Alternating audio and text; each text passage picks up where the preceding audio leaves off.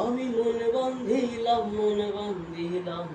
বন্ধু আর শোনে রে, বন্ধু আর শোনে। আমি মন বান্ধিলাম বন্ধু আর শোনে রে, বন্ধু আর শোনে। আমার হৃৎপিঞ্জরে দেহ তরি যাই শুধু জানে রে, যাই শুধু জানে। এখন আমি কি যে করি, নিজের ভিতর নিজেই মরি।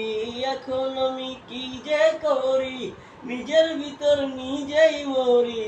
তারে না দেখলে আমার পরাণ রয় না পরাণে, পরাণ রয় না পরাণে। হায় আমি মন বান্ধিলাম বন্ধু আর শোনে রে, বন্ধু আর শোনে। আমার দেহ তরি রীতিমাচারে যাই শুধু জানে রে, যাই শুধু জানে।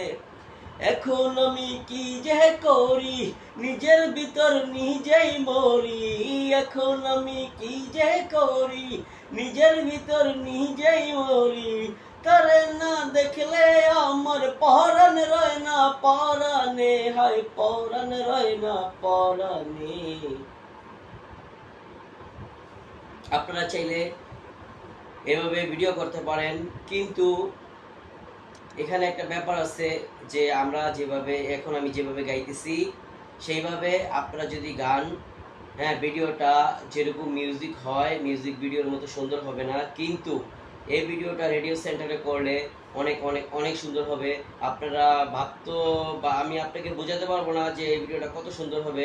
আপনারা সাধারণ একটু কণ্ঠ থাকলে আপনারা নিজেই শিল্পী হতে পারবেন, কিন্তু এই আপনার যে কণ্ঠটা আছে এই কণ্ঠটা আপনি যদি রেডিও সেন্টারে বা আপনার পরিচিত কোনো লোক থাকে তাদের ওই সেন্টারে গিয়ে যদি এই গানটা করেন, একবারের জায়গায় 10 বার তারা আপনাকে বুঝিয়ে দিবে, রিহার্সেল করে দিবে। আপনি 100% আপনি শিল্পী হতে পারবেন, 100% শিল্পী হতে পারবেন ইনশাল্লাহ। আমার এই ভিডিও কথা শুনে যদি কেউ কাজ করেন তাহলে আপনি অবশ্যই শিল্পী হতে পারবেন। আমিও, আপনারা বলতে পারেন যে আমি কেন তাহলে কাজ করি না। আমি আমার হাতে অ্যাকচুয়ালি সময় নেই, এজন্য আমি যেতে চাচ্ছি না।